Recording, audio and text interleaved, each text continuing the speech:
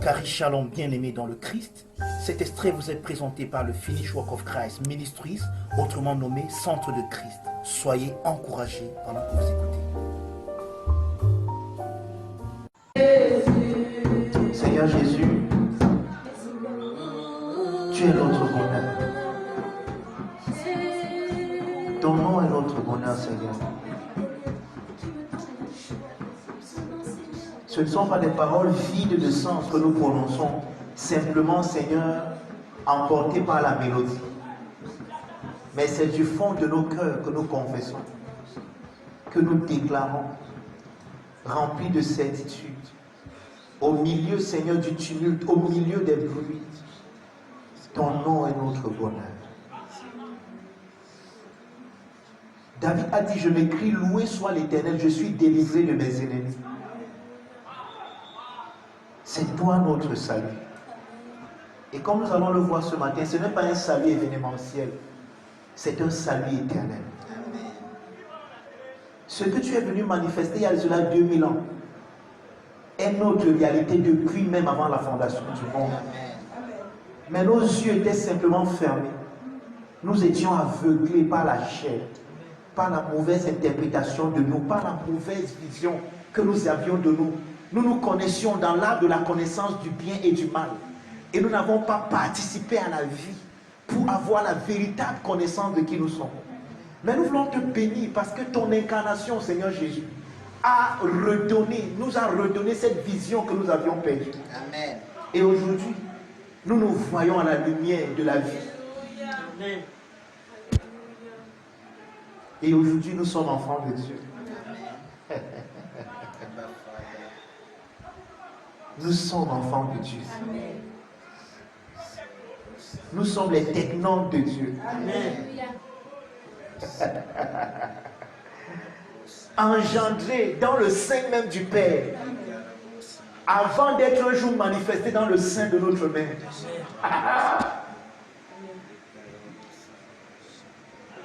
Seigneur, nous voulons être enlevés dans cette réalité céleste de nous. Nous voulons être encapsulés dans cette réalité céleste de nous. Nous voulons devenir aveugles aux réalités charnelles afin d'avoir l'interprétation céleste. Merci parce que nous sommes cet enfant qui, lorsqu'il est né, Seigneur, a été enlevé auprès de Dieu et de son trône dans Apocalypse chapitre 12. Nous ne nous voyons pas selon les occurrences terrestres. Amen. Nous ne nous regardons pas selon la chair et le sang. Amen. En ce mois, Paul,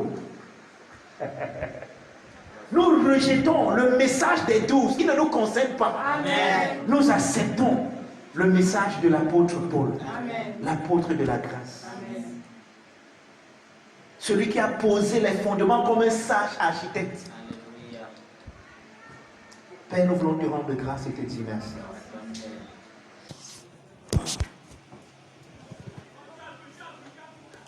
En réalité, Paul, ce n'est pas pour les enfants. Paul, c'est la maturité. Amen.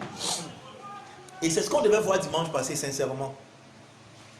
Et tout à l'heure, quand je préparais mon enseignement pendant toute la semaine, ça m'a blessé le cœur de ne pas pouvoir poser ces jalons, le secret sacré. Parce que dans cet enseignement, vous deviez comprendre que vous êtes la manifestation de quelque chose que Dieu a conçu à l'intérieur de lui-même.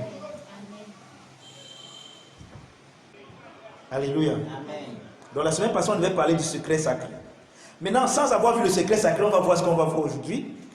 Aujourd'hui, on va parler de notre thème dans la Christologie. On va voir la différence entre le Christ que Paul présente et le Christ que les autres devaient présenter. Parce qu'en fait, la semaine passée, je devais vous montrer les deux dispensations qui allaient à cheval, mais qui n'étaient pas les mêmes. Les 12 avaient un ministère différent de celui de l'apôtre Paul. Je crois qu'on a dit ça dès la première semaine, n'est-ce pas? Amen. Amen. On a vu ça depuis la première semaine, non? Que lorsque Jésus est mort et il est ressuscité, il y avait une période de 40 ans. Et c'est la période là, en tout cas on va le voir la semaine prochaine, puisque la semaine prochaine on va parler de l'eschatologie de Paul. Et c'est la période là qu'on appelle la fin des temps. Or, la fin de quel temps? La fin des temps parce que lorsque Dieu a appelé Abraham et qu'il a donné la loi par Moïse, depuis la loi à Moïse, depuis la loi jusqu'au moment où Jésus est né, 1500 années se sont écoulées. Et pendant tout ce temps, le monde entier était sous l'hégémonie du peuple d'Israël.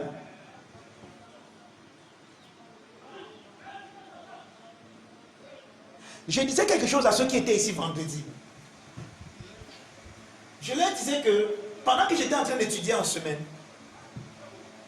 le Père a ouvert mes yeux pour comprendre Apocalypse chapitre 12. Dans Apocalypse chapitre 12, on nous dit que Satan a été chassé du ciel et que sa place ne fut plus trouvée là-bas. Vous vous souvenez? C'est ce qu'on a écrit là-bas, non? Enfin, je vous dis, même si vous ne lisez pas vos Bibles, c'est ce qu'on a dit là-bas. Ok. Maintenant, je me pose simplement la question. À quel moment Satan est-il monté au ciel?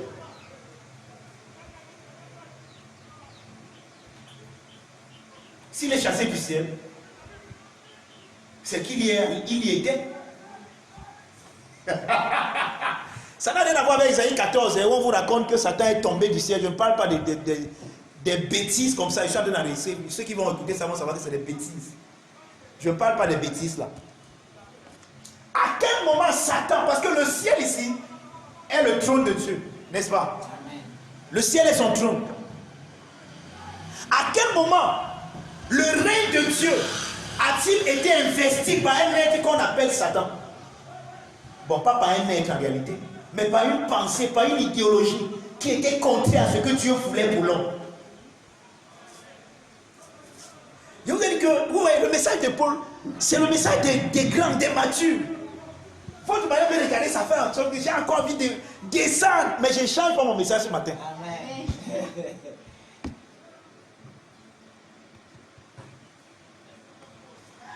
Si le ciel c'est le trône de Dieu, frère, ça veut dire qu'à un moment, Dieu régnait avec une idéologie qui était contraire à ce qu'il a voulu. Amen. Ça a pris effet à quel moment? Dieu n'a jamais voulu donner une loi externe à l'homme. Satan est monté du ciel au mont Sinaï. Dès que Dieu a donné la loi au peuple d'Israël, Dieu a accepté d'agir avec les hommes d'une manière qui n'était pas agréable à lui, mais à cause de sa condescendance, il a accepté d'agir avec eux de cette manière, parce que c'est ce qu'eux, ils ont voulu. Amen. C'est en ce moment que Satan est monté au ciel. Donc maintenant, Dieu dans son trône régnait au milieu des hommes avec une dispensation qui ne révélait pas son caractère, l'amour.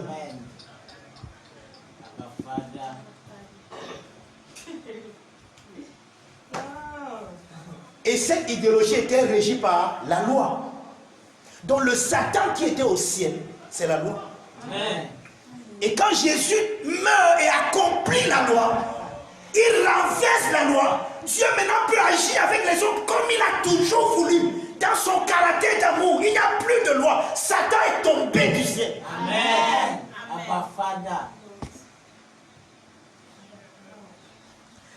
Ça, c'était gratuit.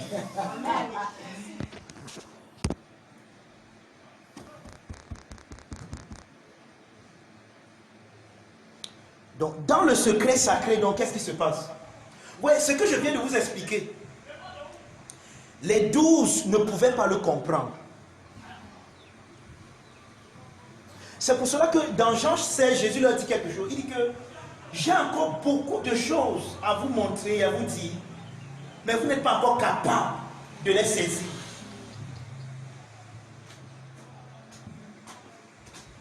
Ça veut dire que notre Seigneur quitte ce monde. Il quitte cette terre avec plein de paroles en lui qu'il n'a pas pu dire aux hommes. Oh, n'oubliez pas, qui est Jésus? Jésus, c'est le logos de Dieu. Jésus, c'est la pensée que Dieu a de lui-même de toute éternité et qu'il veut communiquer aux hommes. Donc Jésus, c'est la communication divine de Dieu à nous. Maintenant, imaginez-vous que Dieu a des choses à nous dire, mais il ne peut pas nous les dire. C'est désolant, n'est-ce pas? Dieu avait des choses à dire à l'humanité, mais qu'il n'a pas pu dire. Pourquoi? Parce qu'il n'était pas capable de les porter à cause de leur état enfantin.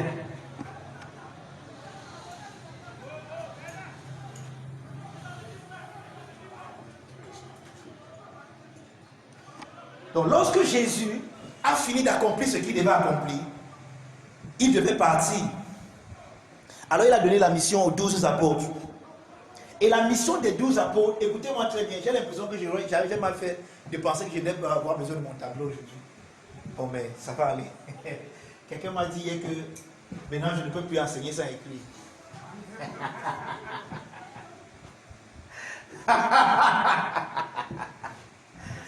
Amen. Amen.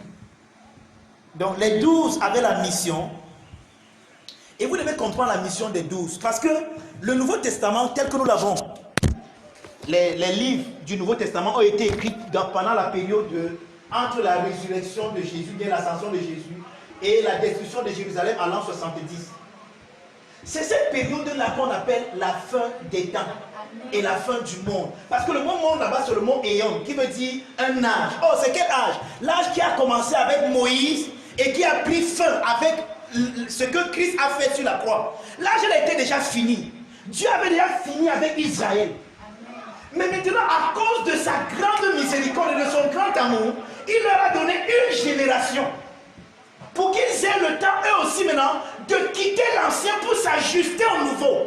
Alléluia. Pour qu'ils embrassent la nouvelle mentalité, parce qu'ils ont passé 1500 ans à croire faussement que Dieu est seulement leur Dieu. Ils se sont accaparés le monopole de Dieu. Et vous savez quoi? Dieu dans son amour a accepté comme ça. C'est pour ça que Jésus, lorsqu'il est venu, les Juifs dans leur théologie appelaient les païens les chiens. Jésus a dit ça à la femme syrophénicienne, non? Je ne peux pas donner la nourriture des petits enfants aux chiens. Frère, pour ceux qui viennent ici le mercredi, on parle de ça. Regardez, Dieu n'est pas acculturel. Ça veut dire acculturel, non? Donc il n'a pas de culture. Ouais, il y a un christianisme aujourd'hui, on dit que parce que tu es devenu chrétien, tu ne peux plus dire que je suis Bakosi, je suis Tian, je suis Bouddha. On me dit que non, tu es maintenant céleste. Frère, va vivre là-bas. Tu fais quoi ici?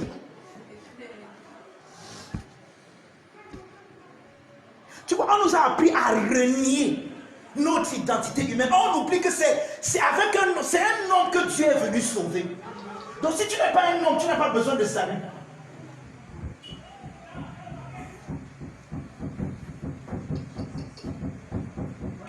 Donc renier ton humanité ne t'aide pas beaucoup. Amen.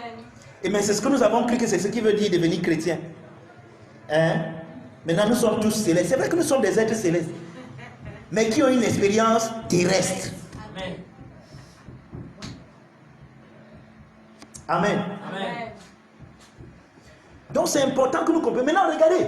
Donc les 12 avaient donc une tâche spécifique qui était la leur. C'était quoi? Aller vers les brebis perdues de la maison d'Israël afin de leur dire que Jésus que vous voyez là, c'est lui qui est le Messie, c'est lui qui est votre Messie. N'attendez plus un autre Messie. Ça c'était la mission des 12. Donc maintenant, qui est donc celui qui va révéler ce que Christ a accompli à la croix? Parce qu'ici nous voulons voir l'importance de Paul. C'est notre moi Paul. D'accord? Nous voulons voir l'importance de Paul. Puisque les 12 ont une audience qui est la leur. Les brebis perdues de la maison d'Israël. Oh, Jésus a accompli une chose. Satan a été chassé du ciel. Les 12 ne comprennent pas tout ça. Il faut donc quelqu'un d'autre, que Dieu appelle quelqu'un d'autre et qu'il envoie maintenant cette fois-ci, pas seulement vers les brebis perdues de la maison d'Israël, mais vers tout le monde entier, afin que cela soit le révélateur du secret sacré. Et cette personne-là, c'est l'apôtre Paul. Amen. Amen. Je dis que cette personne-là, c'est l'apôtre Paul. Ouais. Donc, dans cette période qui est connue théologiquement comme la fin de l'éon, donc la fin du monde, la fin de l'âge, la fin du système juif. Amen. Amen. Donc la fin du monde n'est pas devant nous. On va le voir la semaine prochaine parce qu'on va parler de l'eschatologie. Il y a donc deux messages présentant deux aspects de Jésus. Il y a donc deux messages pendant cette période, d'accord, qui présentent deux aspects de Jésus. Et ça va vous étonner, qui présentent deux sotériologies.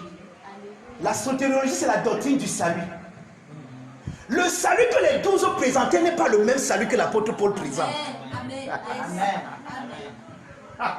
On va le voir tout à l'heure. Oui, quand vous lisez la Bible et que vous ne divisez pas droitement la parole, vous allez tomber dans le salut que les 12 présentaient et penser que ça s'accorde avec vous aujourd'hui.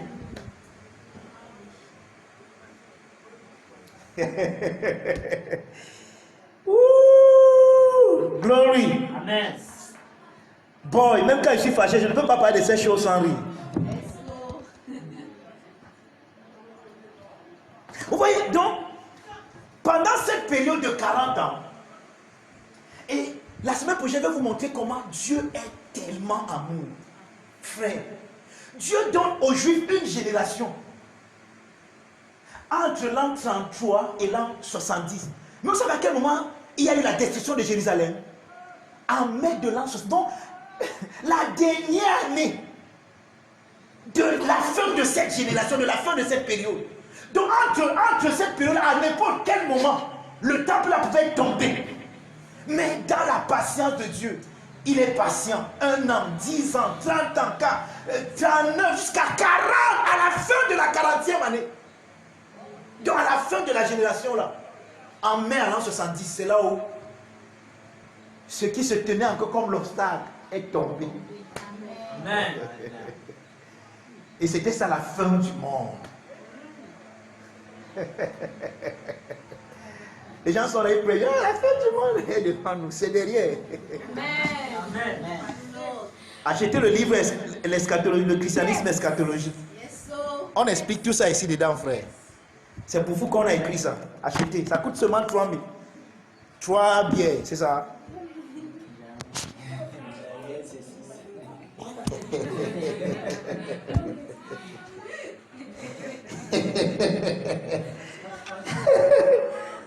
Ouais, Seigneur, gloire à toi. Amen. Amen.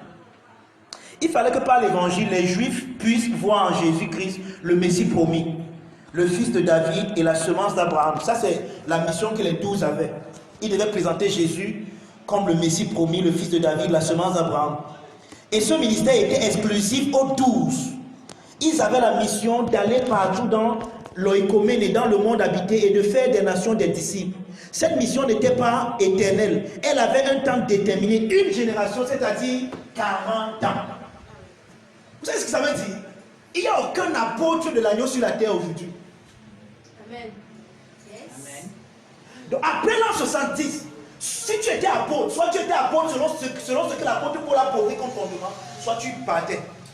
Tu étais démodé. C'est pour ça que vous allez voir que tous ces apôtres, que ce soit Pierre, que ce soit Jean, à un moment ils se sont ajustés au langage et au message que l'apôtre Paul apportait. Amen. Parce qu'à un moment ils ont compris que si tu ne t'ajustes pas apôtre, tu n'es plus apôtre de Jésus parce que notre mission est finie. Frère, je ne veux pas être orgueilleux, mais je peux dire quelque chose. C'est pendant cette période de 40 ans qu'on appelle la période de la restauration. Vous comprenez? Donc il n'y a aucun message de la restauration à l'église aujourd'hui. Parce que l'église est comme un enfant qui est né il y a de cela 2000 ans. Et qui depuis 2000 ans est en train de grandir et de grandir en prenant des proportions jusqu'à ce qu'il va remplir toute la terre. C'est pour ça que dans le livre de Daniel, Daniel dit qu'il a vu une pierre qui est tombée sans le secours d'aucune main et qui a commencé à se remplir jusqu'à remplir toute la terre. Donc il n'y a aucune restauration de l'église aujourd'hui. Mais l'église est comme un bébé qui est en train de prendre de l'ampleur, de s'étendre jusqu'à ce qu'il remplisse toute la terre. Mais pourtant, il y avait une période de restauration pour Israël pendant à la fin du monde, à la fin des temps. Israël devait être restauré. Restauré à quoi? Leur mentalité devait s'ajuster à la nouvelle chose qui s'est passée à la croix. Pour qu'eux aussi aient part. Parce que Dieu n'acceptait plus d'être leur exclusivité dorénavant. Quelque chose s'est passé qui a tout changé. Et eux aussi devaient s'ajuster. Ça, c'était le ministère des 12. Et ce ministère avait une fin. C'était l'an 70. Donc, dès que le temple est détruit, c'est fini avec leur ministère. Amen. C'est important que vous compreniez ce que je suis en train de dire là. Vous savez pourquoi? Parce que nos regards aujourd'hui sont braqués sur la Christologie. Donc nous voulons voir la Christologie aujourd'hui. Nous allons donc voir la différence entre le Christ que les 12 présentaient et le Christ que Paul présentait. Donc, est-ce que je suis en train de dire qu'il y avait deux Christ? Non. Quelqu'un peut mal me comprendre. Il n'y avait pas deux Christ. Il y avait un Christ, mais il y avait deux aspects de ce Christ. Parce que dès que le peuple juif a reçu la loi sur le mont Sinaï, et qu'il y a eu ces 1500 ans qui se sont écoulés avant l'incarnation, cette période-là, Dieu a accepté qu'il est le Dieu d'Israël. C'est ça qu'on va voir ce matin. Certaines terminologies que vous employez encore qui ne sont pas vraies. Comme le Dieu d'Israël. Il n'est pas le Dieu d'Israël. Voici où il était le Dieu d'Israël entre le mont Sinaï et l'incarnation. Il était le Dieu d'Israël. Il ne l'est plus. Amen.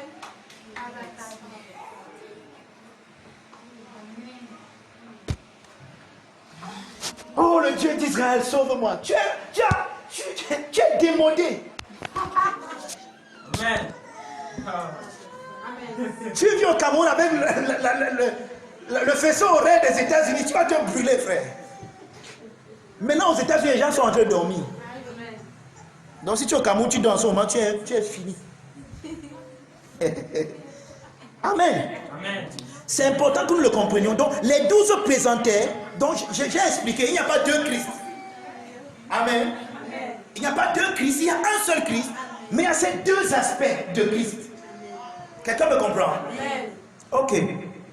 Merci de me comprendre.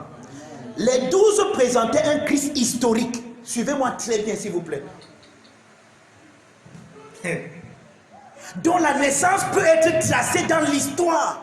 Mais dans quelle histoire? Dans l'histoire exclusive du peuple juif. Parce que les prophètes qui ont prophétisé étaient tous des juifs. Donc tu ne peux pas tracer la naissance de Christ dans une nation païenne.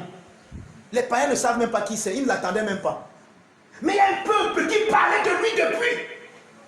Entre le moment où ils ont reçu. Non, avant même, parce que ça a commencé avec Abraham. Depuis Abraham, jusqu'au moment où il est né, il y a un peuple où on peut le tracer bien même. Une famille où on peut le tracer. Ce sont les qui? Les Juifs.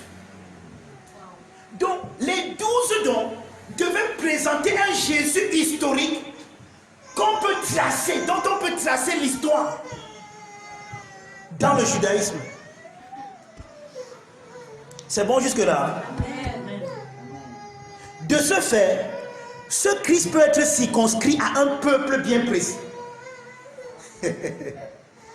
Comme étant sa propriété. Je ne sais pas, je l'ai déjà dit ici, je peux encore le dire.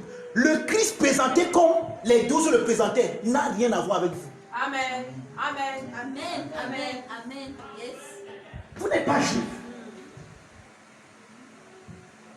Ce Christ est la propriété exclusive des Juifs. Maintenant, regardez. Je vais vous poser une question. Le peuple juif vient de qui? D'Abraham. N'est-ce pas? Or, qu'est-ce que Dieu a dit à Abraham? Je vais te mettre de côté, je vais devenir ton Dieu à toi seul. C'est ce que Dieu a dit à Abraham. Toutes les nations de la terre seront bénies en toi et en ta postérité. En d'autres mots, je te donne toute la terre. Et c'est ce qu'on dit. On dit que lorsque Dieu a dit à Abraham, regarde, on dit que lorsqu'Abraham a regardé, il a dit que aussi loin que tu vois, je te donne. Donc, oh, qu'est-ce qu'Abraham a vu? Quand il a regardé, Abraham a vu le monde entier. Donc, ce que tu as dépend de ce que tu vois, frère. Ta vision détermine ta possession. Si tu peux écrire ça, ça va me plaire. Ta vision détermine ta possession. Donc si tu veux que ta possession augmente, augmente plutôt ta vision. Augmente l'étendue de... Change tes lunettes. Prends pour Sorel.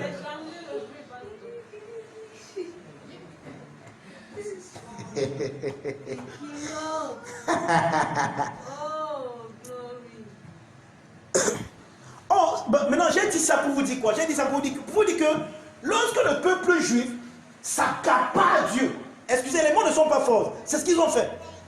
Lorsque le peuple juif s'accapare Dieu, c'est une mauvaise interprétation de leur élection. Et ils ont pensé que le fait que Dieu les a élus, ça veut dire que Dieu a fait d'eux un peuple spécial, ce qui est vrai. Mais ils pensaient qu'ils sont spéciaux par rapport à... Alléluia. Alléluia. Oh, Dieu ne cherche point son intérêt. Parce que c'est ce qu'on dit de l'amour. L'amour ne cherche point son intérêt. L'amour ne fait rien de malhonnête. Est-ce que ce n'est pas malhonnête? On a vu aujourd'hui dans le culte d'aujourd'hui, Dieu n'est pas malhonnête. Ce n'est pas malhonnête pour un Dieu d'avoir créé d'autres nations et de choisir une seule nation, de laisser les autres nations. C'est malhonnête. Oh, dès que l'homme a embrassé l'illusion de l'arbre de la connaissance du bien et du mal, et qu'il a commencé à se multiplier sur la terre, Dieu a compris une chose. Je ne peux plus traiter en même temps avec tous les hommes. Maintenant, je vais donc choisir certaines personnes, les mettre de côté, les instruire, afin qu'à travers eux, je puisse gagner les hommes. Donc, l'élection n'est jamais par rapport à, mais plutôt pour. Alléluia. Nous-mêmes, parfois, dans nos familles, lorsque nous ne comprenons pas l'élection de Dieu, qu'est-ce que nous faisons? Nous pensons que non, Dieu m'a mis de côté dans ma famille parce que je suis le garçon le plus beau, j'aime beaucoup fréquenter. Qui t'a dit ça? Dans ma famille, il y a un qui a fréquenté. Je ne peux pas donner la gloire de leur soulier si c'est pour l'étude, les écoles, l'école. Mais quand je parle, ils m'écoutent. Pourquoi? Parce que je suis l'élu de Dieu pour eux, pas par rapport à eux. Amen. Alléluia. Amen. Donc Israël a mal compris son élection. Il a fait de son élection une exclusivité en lieu et place d'une inclusivité. L'élection ne devrait pas créer des barrières, mais plutôt devrait les renverser. Amen. Amen. Dieu ne te choisit pas pour que tu... Oui, c'est pour ça que je veux te dire que faites très attention, nous qui sommes au centre du Christ, et dans d'autres ministères on enseigne ce message. Ne pensez pas que vous recevez ce message par rapport aux autres, mais vous recevez ce message pour. Donc même votre manière d'aller le partager, n'allez pas dire non, vous pensez que Satan, n'allez pas faire de choses, ne faites pas de telles choses. C'est la bêtise, c'est la chair. C'est diabolique même en fait. C'est satanique. De penser que non, nous on a la lumière, vous êtes dans les ténèbres. Si tu as une lumière et que personne ne peut jouer de cette lumière, c'est pas la lumière. C'est que ta lumière là, c'est des vraies ténèbres. Parce que quand il y a la lumière, il n'y a qu'un aveugle qui ne voit pas cette lumière. Mais tous ceux qui peuvent voir, même un aveugle, même quand c'est jour, même quand tu fermes les yeux, tu sais que c'est le jour. Et quand c'est la nuit, tu fermes les yeux, tu sais que c'est la nuit parce que c'est plus noir. Parce qu'en fait, tout le monde voit. Il y a une lumière à l'intérieur de toi, même des aveugles, il y a une lumière à l'intérieur de toi. Donc, l'élection n'exclut pas, l'élection inclut. Donc, Dieu n'a jamais voulu être l'apanage de qui que ce soit. Cet état de choses a toujours été le fruit d'une mauvaise interprétation de ses actions. Donc, le peuple d'Israël a vu comment Dieu leur a mis de côté en Égypte. Lorsque chez eux, il y avait la lumière à Goshen, les Égyptiens avaient tous les ténèbres. Quand ils ont vu ça, ils ont pensé que non, Dieu nous aime plus que les Égyptiens. Non, c'est pas vrai. Dieu était en alliance avec eux. Et pour ceux qui viennent là le mercredi, on va voir ça le mercredi. Parce que vous avez dit que le mercredi, après le cours dans lequel on est, on va voir que les sacrifices ne viennent pas de Dieu. Et pendant qu'on étudie cela, on va voir pourquoi Dieu est entré en alliance avec le peuple d'Israël. Et quels étaient les tenants et les aboutissants de... On va voir les deux, l'ancienne alliance et la nouvelle alliance. Et c'est là où vous allez comprendre certains passages de la Bible qui étaient difficiles pour vous à comprendre. Amen. Amen. Donc Israël a fait de Dieu sa propriété privée. C'est ainsi que nous avons les terminologies comme le Dieu d'Abraham, d'Isaac et de Jacob. L'Éternel des armées. Ce n'est pas un nom que nous on doit utiliser aujourd'hui. Amen.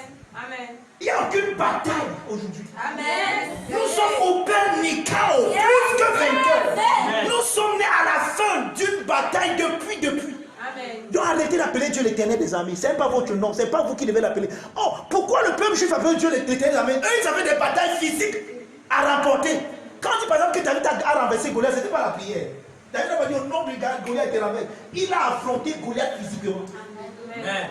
Mais avec la grâce de Dieu sur eux. Abraham est allé détruire les gens. Donc Dieu était l'éternel des armées pour eux.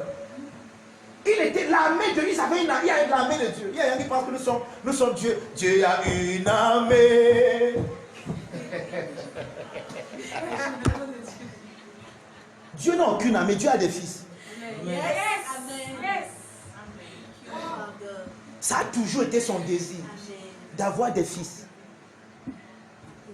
Dieu n'élève pas une armée. Dieu élève des fils. Ouais, c'est pour ça que les technologies comme les généraux de Dieu, c'est outdated. C'est passé. Ils devaient vivre au moment du peuple juif, pas à notre époque. Amen. Il n'y a aucun général de Dieu aujourd'hui. Il y a les fils de Dieu. Amen. Qui sont à différents niveaux d'illumination de leur filiation. Quelqu'un me comprend? Amen. Donc, lorsque le peuple d'Israël s'est accaparé de Dieu, c'est là où il y a des terminologies comme l'éternel des armées, le Dieu qui répond par le feu, hein? Le Dieu d'Élie. Je ne sais pas, frère, est-ce que les mots ont une signification pour nous? Quand on dit le Dieu d'Élie, ça veut dire? Non. Ça veut dire que le Dieu qu'Élie a révélé, non? Il y a qui disent que le Dieu de David. Frère, Jésus dit dans Jean 1, verset 18 que personne n'a jamais vu Dieu. Il n'a pas vu Dieu. Maintenant, je suis terrifié. Jésus est venu t'a révélé Dieu. Tu laisses Jésus. Tu ne bypasses, tu pars derrière. Tu prends Élie, tu prends David. Waouh, vous êtes fort. Ah, je vous donne les mains, maman. Je sais quoi avec le Dieu d'Élie. Je fais même quoi avec le Dieu d'Abraham. Abraham n'a pas vu Dieu. Amen. Amen. Wonderful.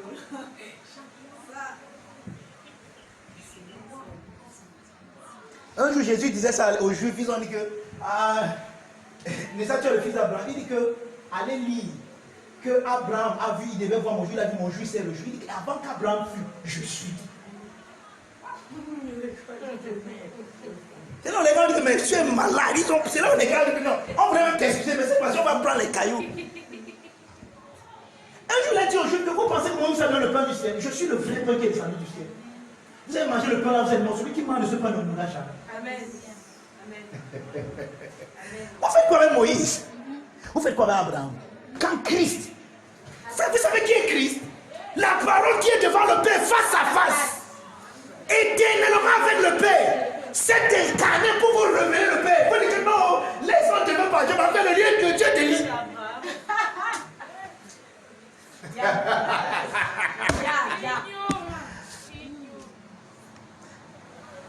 Un jour dans mes vidéos YouTube, peut-être que vous voyez même, j'ai dit que nous ne sommes pas le Dieu d'Élie. Quelqu'un m'a même posé cette question-là.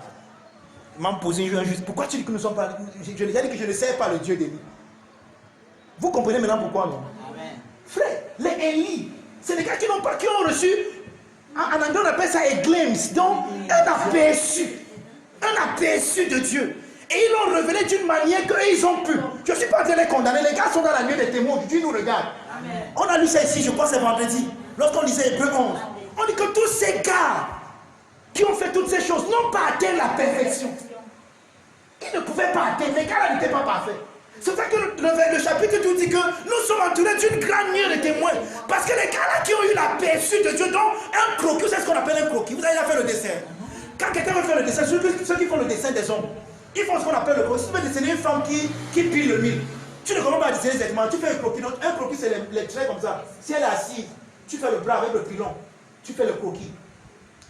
Oh, dans le croquis, là, tu peux mettre une grasse femme, une mince femme, une femme brune, une femme noire. Donc, il n'y a aucune couleur. C'est un croquis. On ne détermine pas encore la personne. C'est ce que les gars avaient. Oh, vous avez celui qui est face à face avec le Père, qui est venu vous révéler le Père. Et vous voulez encore dire que le Dieu d'Élie. My God. Allez avec vos dieux d'Élie. Je ne suis pas dedans. Oh Dieu d'Israël, éternel des armées. Pour faire quoi? Quand tu vois quelqu'un prier comme ça, tu vois, il est. Vous savez que le zèle sans intelligence, c'est la poubelle. Dans cette terminologie, mettre une limite sur Dieu et Christ. Dans la condescendance de son amour, Dieu a été appelé ainsi, il a même accepté. Il a accepté certaines de ces terminologies-là. Amen. Maintenant, regardons donc maintenant le Christ que les gars là ont présenté. Vous allez me permettre. Le message ici est trop bon que je ne veux pas. Je ne veux pas. J'aimerais dépendre de mes notes. Et je vais vous dire ce que j'ai mis là. Amen. Amen. Maintenant, regardons un peu le Christ que les 12 devaient présenter. À quoi il ressemblait. Acte chapitre 2. Quelqu'un va dire que depuis là, on n'a même pas encore lu. Maintenant, on va lire. Si tu pensais qu'on n'a pas encore lu, maintenant, on va donc lire.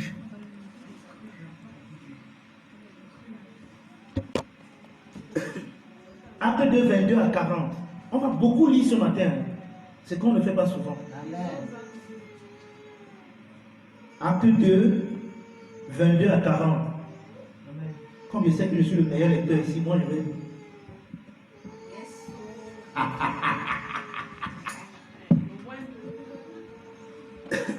Vous êtes là, hein? J'attends quand vous ouvrez.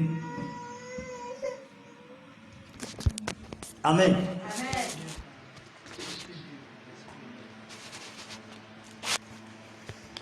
Homme israélite, écoutez ces paroles. Ça c'est Pierre qui parle, ça c'est le discours de Pierre, le leader des 12. Au téléphone là. Amen. Écoutez, homme israélite, écoutez ces paroles. Jésus de Nazareth, cet homme à qui Dieu a rendu témoignage devant vous par les miracles, les prodiges et les signes qu'il a opérés au milieu de vous, comme vous le voyez, comme vous le savez vous-même. Écoutez, cet homme livré selon le dessein arrêté et selon la prescience de Dieu, vous l'avez crucifié et vous l'avez fait mourir par les mains des impies. Ouais. Quand les 12 présentent l'œuvre de la croix, ils incriminent les Juifs. Vous l'avez tué. Ça me rappelle une fois on projetait le film de Jésus de Nazareth dans un quartier, les doigts là-bas à Aquanon. Et quand on est arrivé au niveau, on le crucifiait. Il y a une maman qui a dit, elle a commencé à pleurer.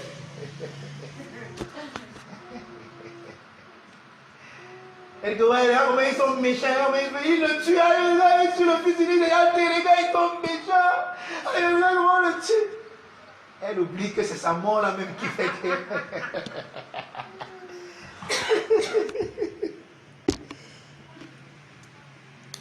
Maintenant, verset 24, Dieu l'a ressuscité en le délivrant des liens de la mort. Écoutez, parce qu'il n'était pas possible qu'il fût retenu par elle. Il a d'abord expliqué la crucifixion.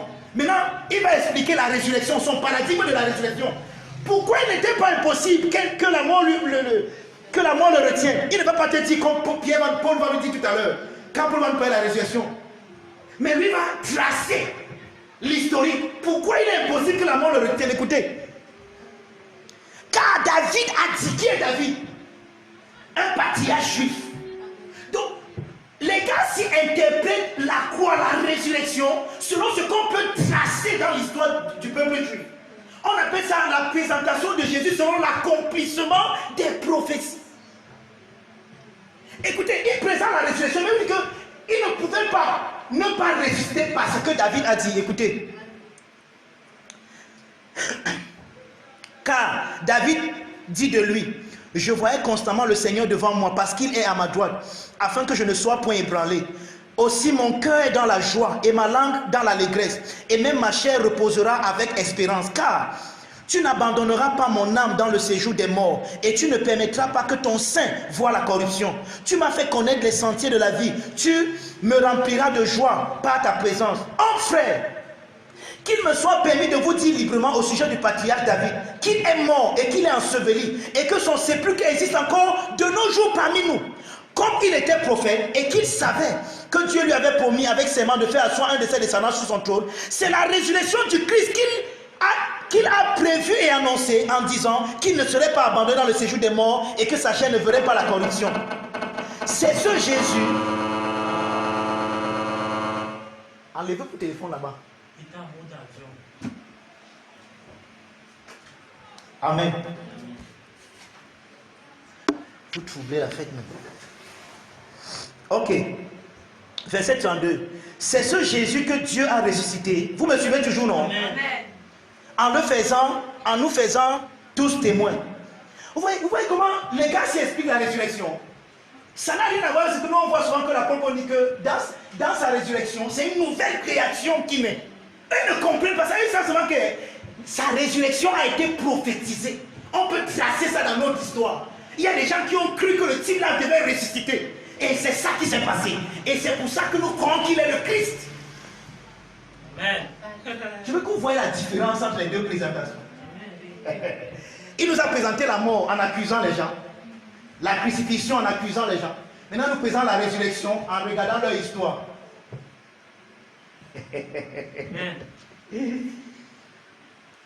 Il continue, verset 34. Car David n'est point monté au ciel, mais il dit lui-même, le Seigneur a dit à mon Seigneur, assieds-toi à ma droite, jusqu'à ce que je fasse de tes ennemis ton marche-pied. Que toute la nation d'Israël sache donc avec certitude que Dieu a fait Seigneur et Christ, ce Jésus que vous avez crucifié. Vous voyez la prédication de Peter.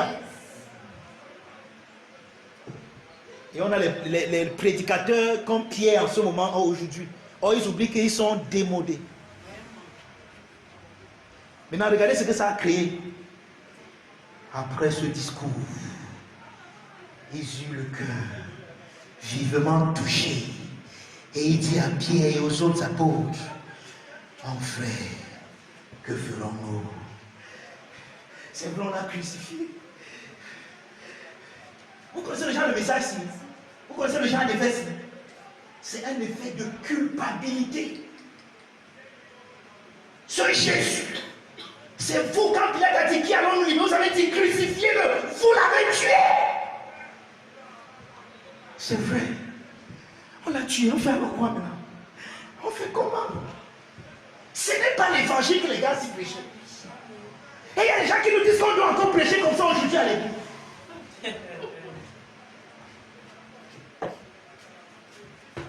Ils ont eu le cœur vivement touché. Maintenant, comme Pierre vient de présenter quoi? La christologie, non? Pierre vient de présenter Christ. Maintenant, il faut qu'il leur présente la sotériologie. Il faut que les gars soient sauvés. Écoutez le salut selon la présentation des 12. Pierre leur dit. Oh, aïe, étape 1. Non, attendez, étape 1, petit a.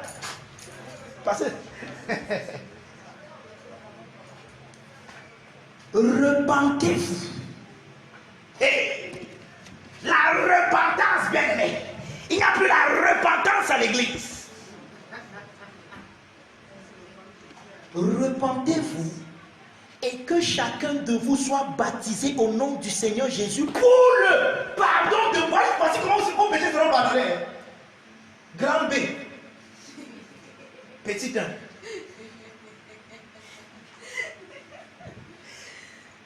Bien, le titre de mon message, c'est les 10 étapes pour le pardon des péchés.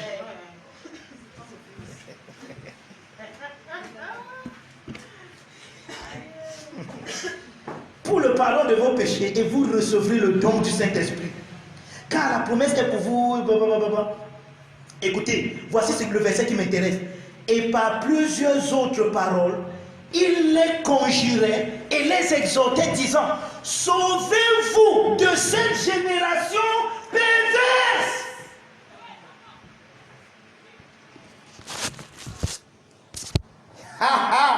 Je suis sûr que pour toi, ça ne te dit rien. Au verset 40, nous voyons l'implication de leur soteriologie, de leur salut. Les Juifs partaient prêcher aux brebis perdues de la maison d'Israël afin que ceux-ci soient sauvés de quoi? De la génération perverse. C'est quoi la génération perverse, bien aimé? Merci parce que vous avez demandé, je vais vous répondre. Merci parce que vous m'avez posé la question, je vais répondre. C'est vrai que j'en parle dans mon livre. Je cesserai de faire la publicité de mon livre. Le christianisme eschatologique. J'en parle. La génération perverse, c'est cette génération qui a reçu. On dit qu'il est venu chez les siens et les siens ne l'ont pas reçu. Ils ont vu qu'il était le Messie, mais parce qu'il n'était pas le Messie selon leurs attentes, ils l'ont rejeté. Et ils l'ont même crucifié, ils l'ont tué. C'est ça la génération perverse.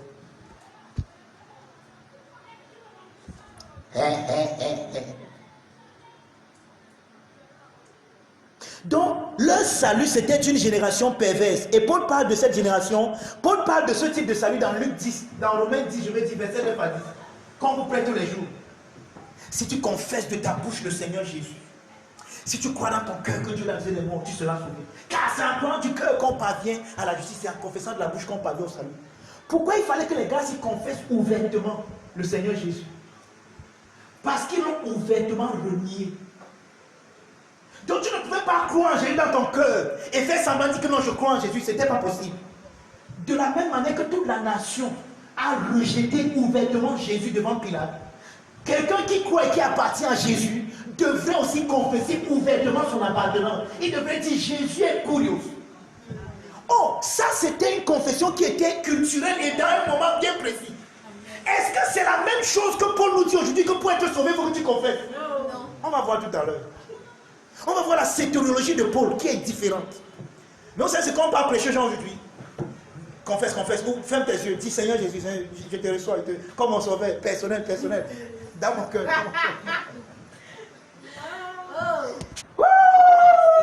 Amen, il est sauvé. Sauvé. Sauvé. De quoi? Le gars t'a écouté, il n'était même pas attentif. Son cœur n'a même pas été touché. Il ne sait même pas de quoi tu parlais. Tu laisses pas dire que non, même si tu m'as entendu, confesse seulement. Dis avec moi.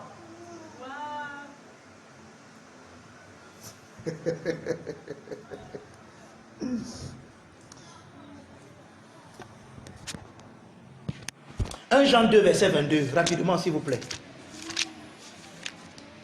J'espère que vous serez patient avec moi aujourd'hui. Amen.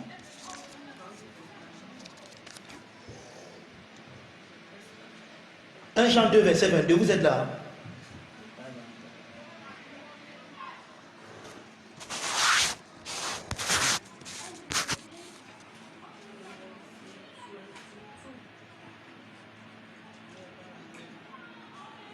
Oh, je vais revenir tout à l'heure dans Acte 2 qu'on vient de lire. Je vais vous dire, lisons d'abord 1 Jean 2, verset 22, mais on va revenir dans Acte pour dire quelque chose de très important. Moi, je suis là, je vais lire. Dis Amen. Amen. Qui est menteur, sinon celui qui nie que Jésus est le Christ? Vous voyez ça? Parce que c'était ça que Jean, Paul, je veux dire Jean, Pierre, Jacques et tous les autres 12 devaient présenter. Ils devaient présenter Jésus comme étant le Christ. À qui? Est-ce que Jésus est le Christ des païens? Jamais. Jésus est le Christ d'Israël. Vous avez vu ça? 1 Jean 2, 22. Qui est menteur, sinon celui qui nie que Jésus est le Christ? Celui-là est l'antéchrist qui nie le Père et le Fils. Jésus même a dit non. Si vous ne me recevez pas, vous ne recevez pas aussi celui qui m'a envoyé. Donc si tu rejettes le Fils, tu as rejeté le Père. Oh, mais Israël disait que non, nous on croit au Père. Oh, non, on ne te veut pas, non, on ne croit pas en toi. Oh, Jésus a dit que non, c'est moi. C'est moi qui vous révèle le Père. Tu ne peux pas croire au Père si tu ne crois pas en moi. Amen. Amen. Quelqu'un est là? Amen. Donc ça, c'était la mission des 12. Ils devraient montrer que Jésus est le Christ. Ils devraient le faire en interprétant les événements qui ont lieu et en les mettant en adéquation avec ce qui est déjà arrivé dans l'histoire du peuple juif. Regardez par exemple, il y a un événement qui a eu lieu. Les pentecôtistes, je l'explique bien dans mon livre ici. Vous n'êtes pas vous n'êtes pas pentecôtiste. Il n'y a personne même qui est pentecôtiste. Amen. Parce que aujourd'hui, on va nous faire croire que les pentecôtistes, c'est ceux qui ont reçu le Saint-Esprit qui parlent en langue, n'est-ce pas? C'est faux. Parce que les pentecôtistes n'ont pas reçu le Saint-Esprit le jour d'Acte 2. Ce sont les pentecôtistes qui ont accouru. Donc il y a quelque chose qui s'est passé. Pendant la Pentecôte, il y avait un groupe de personnes, 120 qui priaient quelque part, qui n'étaient pas pentecôtistes. Et le lieu où ils étaient a commencé à trembler, ils ont commencé à parler en d'autres langues. Alors les pentecôtistes sont venus, ils ont accouru. Et ils ont dit, qu'est-ce qui se passe ici? Pierre donc explique aux pentecôtistes ce qui se passe. Mais oui, on a dit plutôt que c'est les Pierre qui étaient les pentecôtistes. Pourtant, Pierre explique aux pentecôtistes, il dit que regardez, ce que vous voyez là, c'est tel événement. Oui, donc Pierre interprète un événement qui a eu lieu à partir d'une histoire dans la culture juive, à partir des prophéties, en montrant que l'événement là est la manifestation d'une prophétie. Suivez-moi bien, je suis en train d'aller quelque part. Amen. Suivez-moi très bien. C'est pour cela que cette fin était aussi circonscrite au peuple juif. Donc, Pierre explique l'événement qui a eu lieu avec ce qui a été dit. Ça, c'est comme ça que les 12 devaient présenter Christ.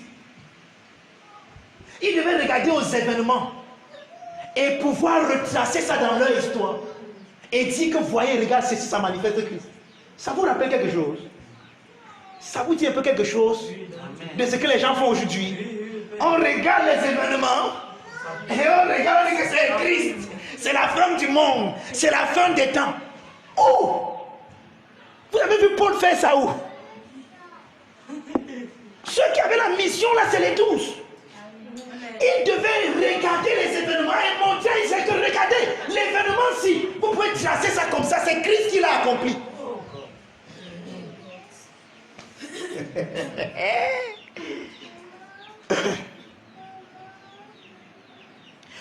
Maintenant, regardez, quand Pierre a dit que sauvez-vous de cette génération perverse, c'est parce qu'il y a quelque chose qui devait arriver à une génération perverse, une catastrophe. Quelqu'un me comprend? Amen.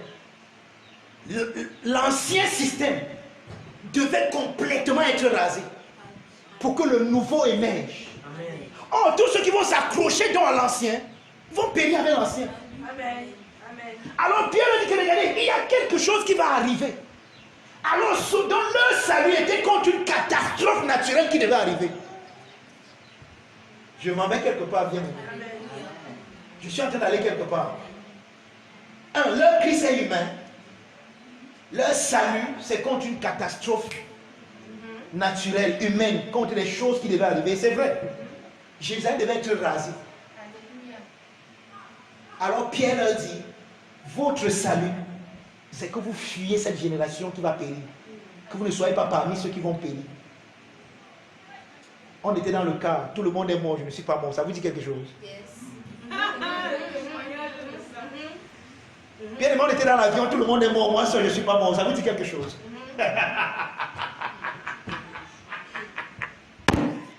Paul était un jour dans un bateau. Le bateau devait faire naufrage. Paul a dit que Dieu m'a donné tous les gens. Le bateau s'est détruit, mais aucun homme n'est mort. Amen. Amen. Amen. Amen. Ça, c'est notre moment, Paul. Amen. Yes. Yes. Alléluia, bien-aimé. Je suis venu rendre des mutilations de grâce à mon Dieu. Alléluia. Bien-aimé, on était dans une voiture. On était à 15. La voiture a fait l'accident. 14, bien-aimé. C'est-à-dire que 14 sont morts. Je suis resté le seul vivant. Tu es un échec. Amen. C'est clair, pasteur. Amen. Vérité. Vérité, pasteur. Pour nous, tu es un échec. Amen. Amen. Amen. J'ai déclaré que personne ne tombe ici. Amen. Alléluia. Bien-aimé, nous avons été préservés. Amen. Voilà ce que nous nous faisons. Amen. Parce que notre élection n'exclut pas les gens. Yes. Glory. Ce n'est pas en vain que tu étais dans ce cas. Amen. Amen. Yes. Pasteur Jean, on a un autre christianisme à présenter à l'église. Amen.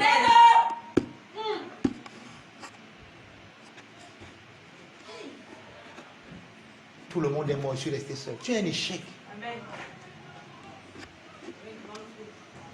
Grand eux-mêmes. E majuscule avec les minuscules dedans.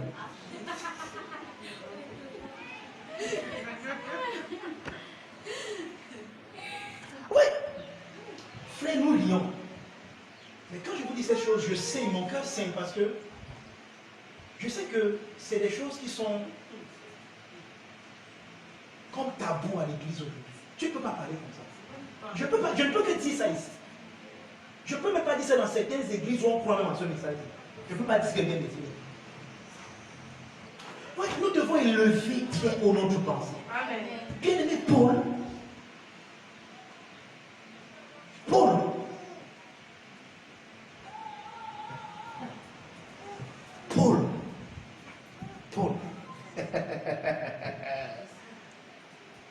On a lapidé Paul, on l'a laissé mort, il s'est levé, il est reparti en vie, prêcher l'évangile. Vous savez ça? Amen. Vous savez ce qu'on appelle lapider quelqu'un? Donc, ce n'est pas que tu ne peux pas faire semblant d'être mort. Si on te lapide, on n'a pas dit qu'on l'a poignardé. On peut même dire que peut-être tu as fait un faux mort.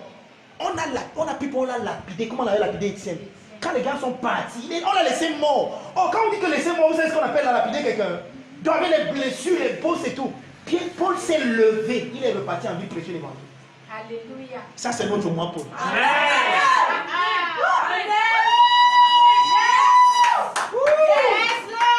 Yes. Thank you, our Father. Un jour, Paul devait aller quelque part. Laissez-moi un peu vous parler de Paul, pardon. C'est vrai que si on est en train de présenter les 12, mais je vais attirer votre attention un peu. Et quelqu'un est venu, un prophète est venu, et il a pris sa ceinture, il s'est attaché les mains. Et il dit que celui qui a cette ceinture, voici comment on va le lier. Et les frères en Christ qui étaient autour ont commencé à pleurer. Oh, Paul ne part pas, Jérusalem, Paul ne part pas, s'il te plaît. Paul se lève. Il regarde les pios là. Regardez-moi, comment vous. Qu'est-ce que vous faites comme ça? Vous me blessez même le cœur. Je ne suis pas seulement prêt à aller être attaché, je suis prêt même à mourir à Jérusalem. Alléluia. Et il dit ceci, je ne fais de ma vie aucun cadeau, même dit ça tout à l'heure, comme si elle m'était précieuse, pourvu que j'accomplisse ma course, c'est d'annoncer l'évangile de la grâce de Dieu. Amen. Car Paul était un garçon instoppable. Amen. Amen. Paul c'était le genre de garçon que tu viens, il part voir le médecin. On fait le diagnostic sur son corps. J'insiste bien le diagnostic. Et on lui dit que Paul, tu vas mourir dans une semaine. Il va attraper le misère et dit, gloire à Dieu, je m'en vais voir Jésus.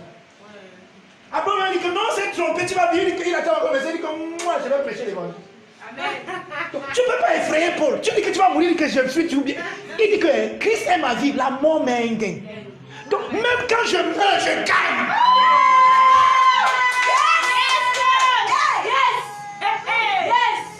Je ne suis plus moi perdant, c'est fini. Amen. Amen.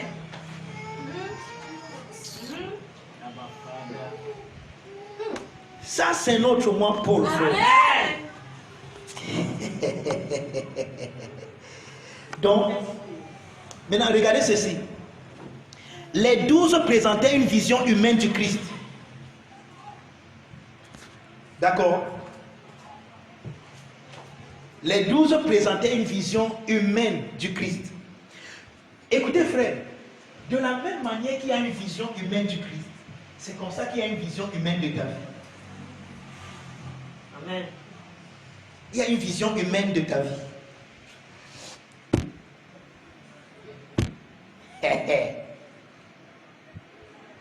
Maintenant, ceux qui occupent le ministère de l'apostolat des 12, ils vont vous présenter dans la vision humaine de vous.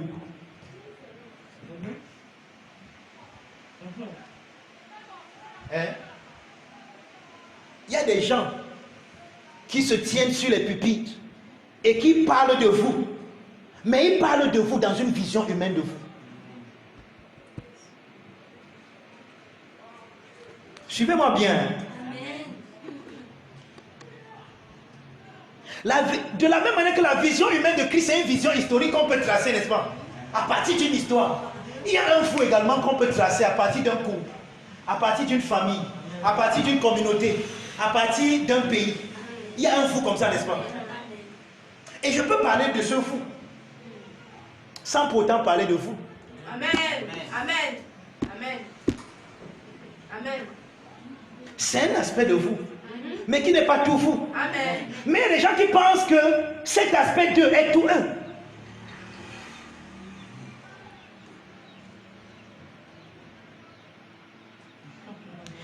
Il y a la version historique de vous. Le vous qu'on peut tracer dans l'histoire d'un couple, d'une famille. Hein?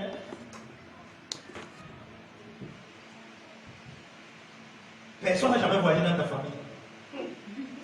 Comment toi tu crois que tu peux voyager? C'est vous non? C'est toi non? Mais un toi, dans une vision humaine de toi. Amen. Amen. Dans un aspect de toi. Amen. Il n'y a même jamais eu des ministrons dans ta famille. Toi, tu crois que tu peux être ministre? Father. Yes. Yes. C'est vous, non? Mais un vous dans un autre aspect de vous. Je ne sais pas si quelqu'un me comprend. Amen. Donc il y a une vision humaine, il y a une vision de vous qu'on peut tracer dans une famille. Donc on peut regarder à votre famille et on voit l'histoire de ta famille et on te décrit par rapport à cette histoire. Ça parle de vous, mais quel aspect de vous? Un vous humain. Amen. Une vision humaine de vous. Amen. Qui est généralement une vision très péjorative de vous. Amen. C'est une perspective cartésienne, rationnelle de votre vie. Le vous qu'on peut tracer dans l'histoire d'un pays, d'une communauté.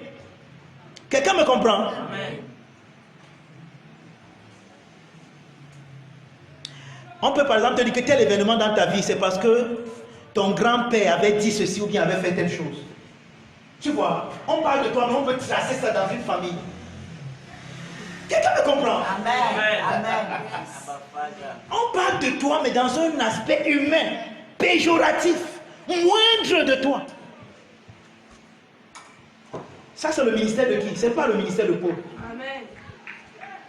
Ça, c'est le ministère des 12.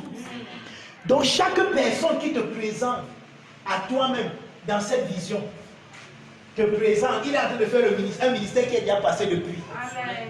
Amen. Ce n'est pas Paul. Ce n'est pas comme ça que Paul te présente à toi-même. Amen. Quelqu'un me comprend? Amen.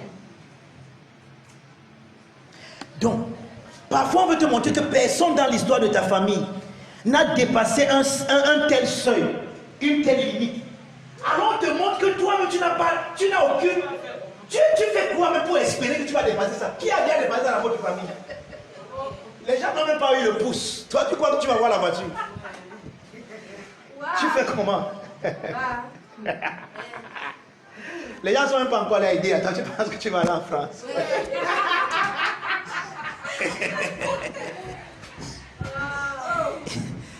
Ils sont nés à Douala, ils ont grandi à Douala, ils sont tous morts à Douala. Nous rions, mais c'est une présentation humaine de nous qu'on peut tracer. Quelqu'un me comprend? Amen. C'est important de comprendre. Donc c'est une perspective cartésienne, rationnelle de votre vie. On peut la tracer. Et Paul appelle ça vous connaître selon la chair. Il dit que nous ne connaissons plus personne selon la chair. C'est ce genre de connaissance-là. Hein? Toutes tes grandes sœurs ont eu la AVC. Quand tu penses que tu auras la AVC, comment? Tu auras aussi la AVC. Tous sommes à 50 ans, tu penses que tu vas dépasser. Vous riez, mais je connais des gens qui ont peur aujourd'hui. Parce qu'ils regardent dans leur famille. Grand-père est mort à 50 ans, il avait la AVC.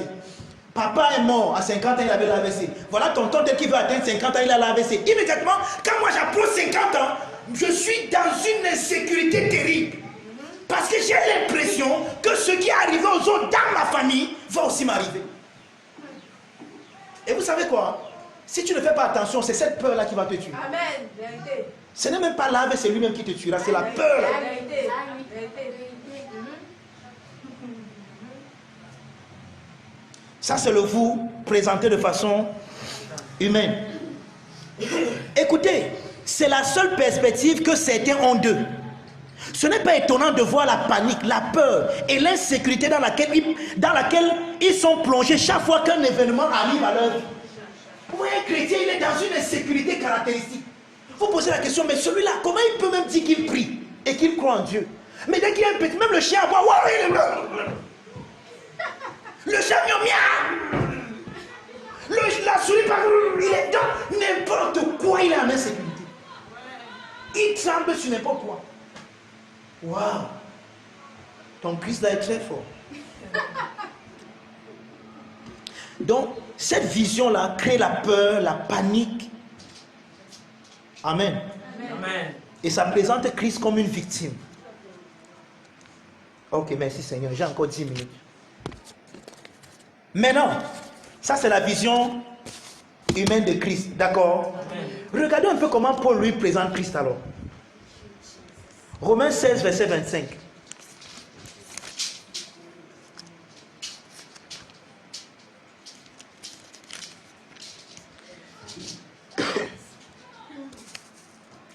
Donc, pour faire un petit récapitulatif, on a vu que les 12 présentaient un Jésus humain, d'accord? Et leur salut était un salut d'être sauvé contre des catastrophes naturelles. Hein? Un salut qu'on peut voir, qu'on peut toucher, c'est quelque chose de rationnel. D'accord? Ok. Maintenant, regardons un peu. Comment Paul présente Christ? Romains 16, verset 25. Quelqu'un l'a dit Amen? Amen. Amen. À celui qui peut vous affermir. Je n'ai pas le temps pour élaborer sur ce verset. Romains 16, verset 25. À celui qui peut vous affermir selon mon évangile. Oui, l'apôtre Paul met l'article défini. C'est défini. C'est quoi l'article possessif? C'est ça, non? L'adjectif possessif. Merci beaucoup. On a fait les coups là. Je faisais ça pour avoir le 7. Il utilise l'adjectif possessif pour montrer que il y a son évangile et il y a les autres évangiles. Et Paul dit que Dieu ne peut vous affermir que selon son évangile. Donc sans l'évangile de Paul, personne n'est affermi. Ce n'est pas étonnant que l'Église est restée dans un état ballotté à tout vent de doctrine pendant longtemps. Simplement pourquoi? Parce qu'on a ignoré Paul dans l'Église. On a prêché un Jésus que les 12 prêchaient. Et on n'a pas prêché le Jésus de Paul. Or, Paul dit ici clairement que Dieu peut vous affermir selon mon évangile et la prédication de Jésus-Christ, mais celle qui est conforme à la révélation du mystère caché. Donc, Paul présente non plus Jésus selon l'accomplissement des prophéties, mais Jésus conformément à la révélation du mystère. Ça veut dire que tout à l'heure, quand Paul lui va nous parler de la croix, il va nous la présenter autrement. Quand Paul va nous parler de la résurrection, il va présenter ça autrement. Il va présenter les choses que les yeux n'ont pas vues, que les choses n'ont pas entendues. Paul va vous dire que quand Jésus était sur la croix, Dieu était avec lui. Amen. Le monde entier était à la croix avec Jésus. Amen. On voyait un seul homme sur la croix, mais Paul dit que non, le monde entier. Paul enlève le voile sur la crucifixion. Au lieu de voir un homme que les Juifs ont tué, nous on voit Dieu et le monde unis en une personne qui se réconcilie. Amen. Amen. Voilà le Jésus que Paul présente. Voilà le Christ. Voilà l'aspect du Christ que Paul présente. Un aspect qui dépasse l'aspect humain. Quelque chose qu'on ne voit pas. Oh, de la même manière qu'il y a une présentation humaine de toi, il y a une présentation spirituelle de toi également. Il y a un toi au-delà des circonstances. Il y a un toi au-delà des événements. Au niveau des événements, si on veut bien regarder, un jeune garçon de 33 ans qui meurt crucifié, c'est une honte. C'est une tragédie, c'est un échec. Mais quand on enlève le voile naturel sur ce qui peut être comme une tragédie, comme un échec. Waouh, ce qui se présente à nous est tellement beau, frère. Tellement merveilleux. Amen. Mais comment est-ce que vous pouvez voir que quand le gars de 33 ans là était sur la croix, c'est Dieu qui était là et le monde qui était là en train d'être réconcilié ensemble? Comment vous pouvez... Si il n'y a que Paul pour voir ça. Amen. Amen. Yes. Amen. C'est pour ça que je suis sûr qu'après ce mois, tu auras une autre vision de ta vie. Amen. Amen. Tu auras une autre interprétation des différentes circonstances de ta vie. Amen. Amen. Acte 20, verset 24. Oh, thank you, Jesus.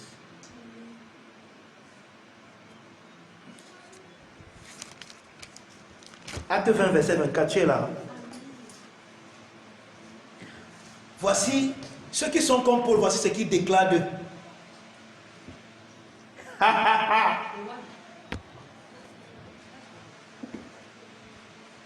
Quelqu'un l'a dit amen, je lis. Amen. Mais je ne fais pour moi-même aucun cas de ma vie comme si elle m'était précieuse, pourvu que j'accomplisse ma course avec joie. Et le ministère que j'ai reçu du Seigneur Jésus, celui d'annoncer la bonne nouvelle de la grâce de Dieu.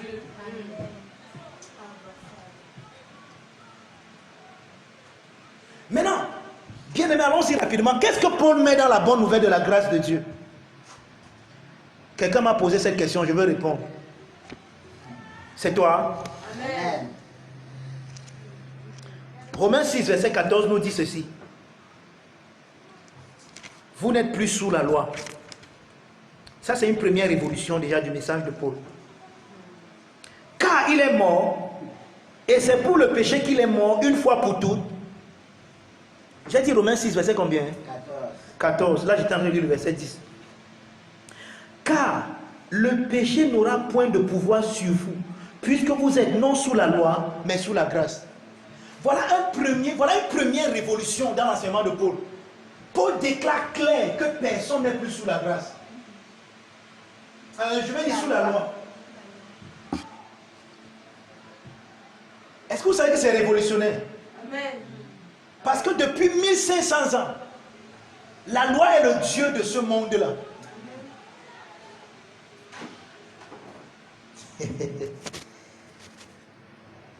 Ça, c'est l'une des premières révolutions de l'apôtre Paul. Acte 21, verset 17 à 21. Je vous ai averti qu'on va beaucoup lire aujourd'hui, n'est-ce pas? Acte 21, verset 17 à 21.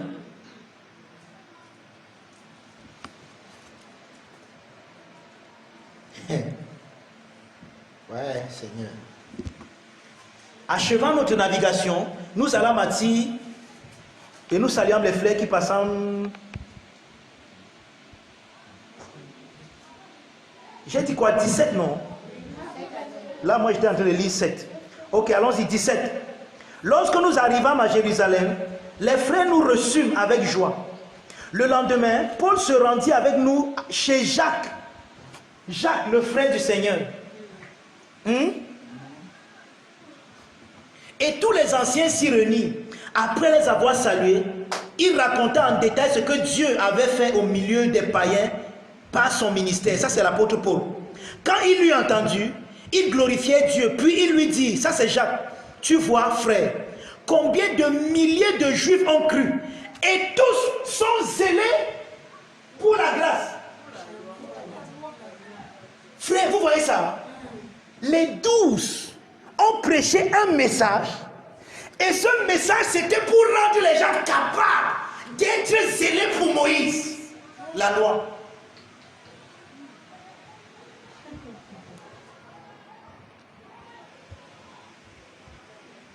Suivez mon regard. Amen. Zélé pour la loi.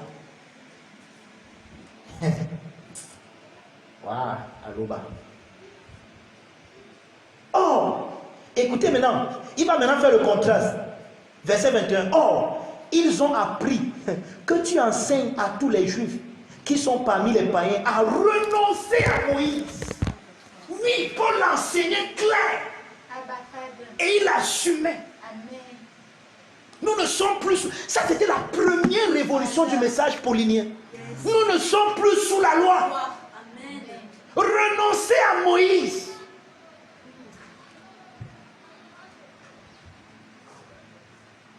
Leur disant de ne pas circoncire les enfants et de ne pas se conformer aux coutumes.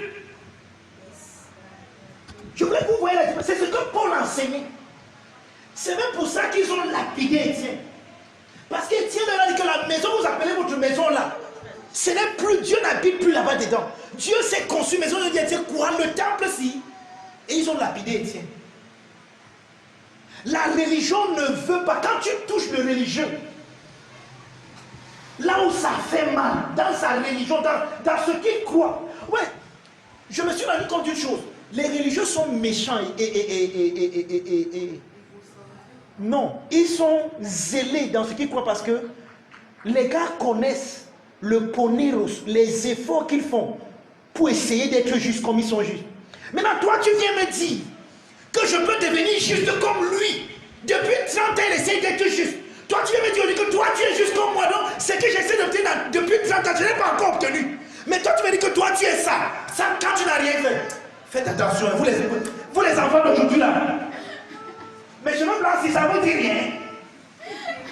C'est vrai qu'il nous a fait. Mais il peut nous a fait. Non, Dieu nous a donné ça. Yes. Dieu nous a aussi donné ça. Maintenant, il ne peut plus nous effrayer. Vous les enfants là, vous n'avez pas les cheveux blancs. Nous aussi, on a ça.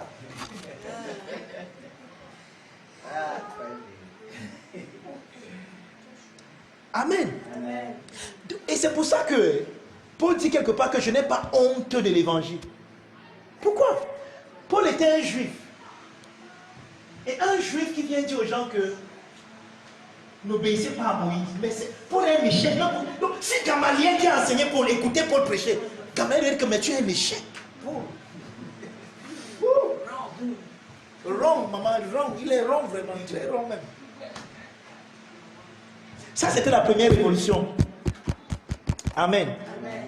Maintenant, la marque distinctive majeure, c'est l'enseignement sur la justice.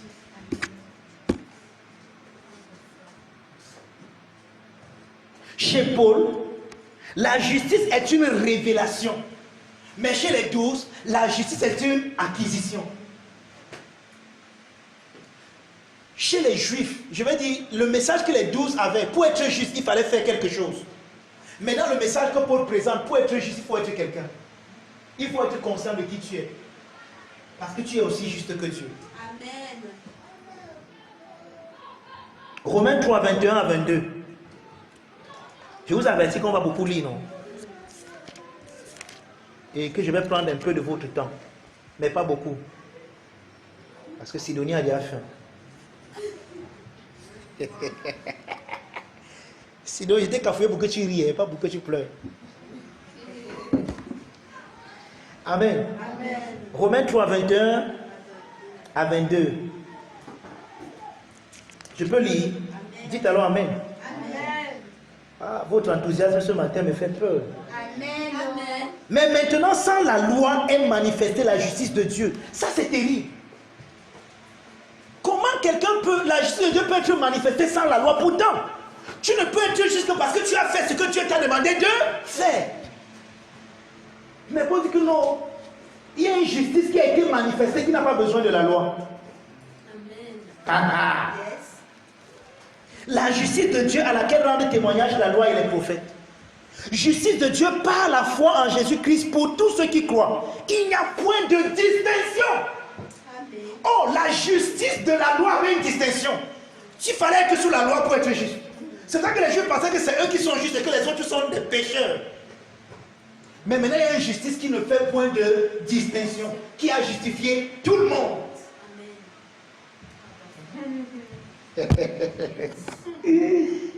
Philippiens 3, verset 9. C'est la première fois que j'enseigne en lisant beaucoup comme ça, n'est-ce pas? Amen. Vous voyez que chaque message a sa manière d'enseigner. Amen. Philippiens 3, verset 9.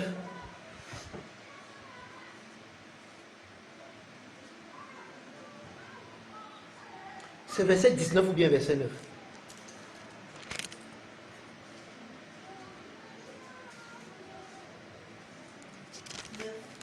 Neuf dit quoi? Et d'être trouvé en union avec ma vie. Voilà. Voilà. Et d'être trouvé en lui, non avec ma justice, mais celle qui vient de la loi, mais celle qui s'obtient par la foi en Christ. Ouais, il y a deux types de justice. Donc, Paul dit qu'il y a deux types de justice. Sa propre justice qui dépend de la loi et la justice qui vient gratuitement de Jésus-Christ. Donc, c'est ça que Paul prêchait. Tu es juste parce que Jésus-Christ est ta justice. Ça, c'était une autre révolution. Maintenant, regardons un autre aspect. Maintenant, allons-y.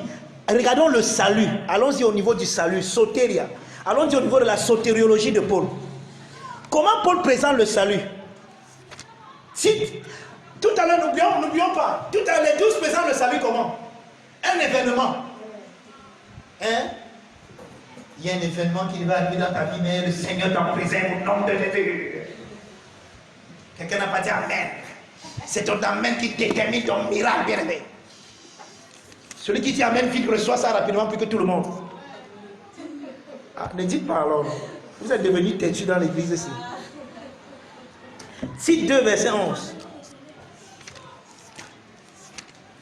Tite. Waouh.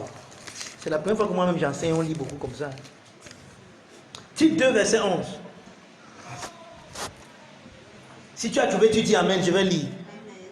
On a presque fini. Il me reste encore peut-être 3 passages. Maintenant, regardons un peu le salut selon Paul. La sotériologie paulinienne. Car la grâce de Dieu, source du salut pour certains hommes. C'est écrit comme ça dans la Bible de qui? Il me donne, je jette ça une fois. Car la grâce de Dieu, source de salut pour tous les hommes, a été manifestée. Quelle est la source du salut pour tous les hommes? La grâce de Dieu. Amen. Vous voyez comment le salut de Paul est différent de celui des autres? Donc le salut de tous les hommes, c'est une personne qui a été manifestée. Parce que le mot manifesté, ça veut simplement dire, je vais vous éviter le mot grec. Ça vient d'un mot grec qui veut seulement dire amener à la lumière, devenir visible. Donc la grâce de Dieu, source de salut pour tous les hommes, est devenue visible, a été amenée à la lumière. Donc quand tu regardes tous les hommes là, il y a un salut qui les concerne, qui a été amené à la lumière. Amen. Maintenant il faut que Paul t'ouvre les yeux pour que tu vois que tous les hommes sont sauvés. Amen. Amen. Maintenant, de quel salut s'agit-il? Est-ce que c'est un événement? Est-ce qu'ils sont sauvés d'une catastrophe? Est-ce qu'ils sont sauvés de quelque chose qui devait arriver dans le monde? Est-ce qu'ils sont sauvés d'un événement? Est-ce que ce salut est événementiel comme celui des Juifs? C'est ça que nous allons voir. Merci de m'avoir posé la question. Je vais répondre. Amen. Amen. Hébreux 2.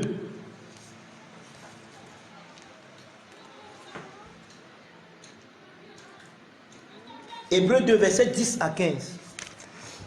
Ça, c'est le dernier passage qu'on va lire. Et je rends grâce à Dieu parce que je suis dans les limites de mon temps. Hébreux 2, versets 10 à 15. Vous êtes là? Amen. Je peux lire alors? Amen. Ok. Il convenait en effet que celui pour qui et par qui sont toutes choses et qui voulait conduire à la gloire, à la doxa, dans son opinion, beaucoup de fils, et leva à la perfection le prince de leur salut. Le mot prince ici, ça vient du mot grec archégos, qui signifie le pionnier de leur salut. Donc notre salut a un pionnier. Notre salut a un chef, un auteur. C'est ce que le mot là veut dire. Ça veut dire que notre salut n'a pas commencé lorsque nous sommes nés sur la terre. Amen. Amen. Puisque celui qui est le pionnier de ce salut et la grâce de ce salut vit éternellement. Amen. Donc notre salut est éternel. Amen. C'est pas ce que Pierre a présenté comme salut.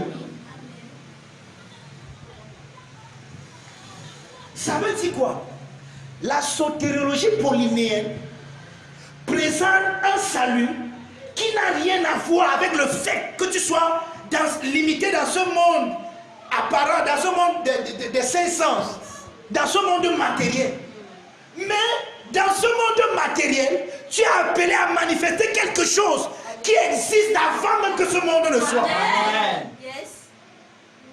Et ce que tu manifestes là, on appelle ça le salut. Amen. Amen. Il n'a pas fini.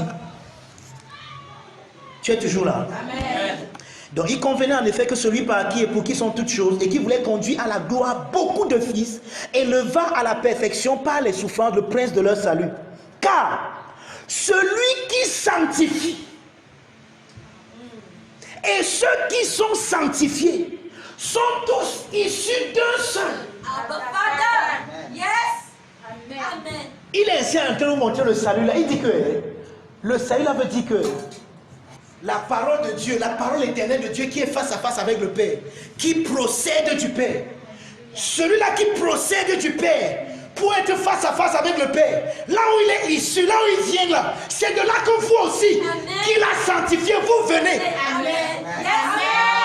Oh, glory. Amen. Je suis plus vieux que le monde ici. Amen. Yes. Yes.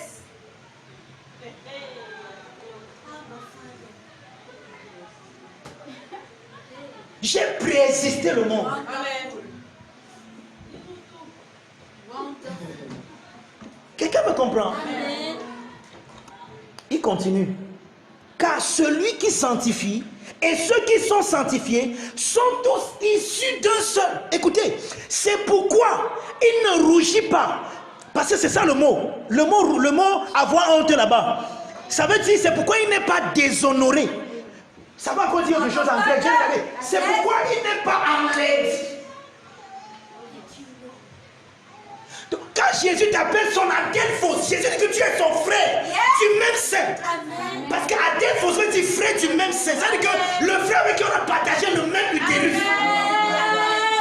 On dit que Jésus n'a pas honte de t'appeler son frère. Amen. Parce que vous êtes issus d'un seul. Jésus ne devient pas laid quand il dit que tu es son frère.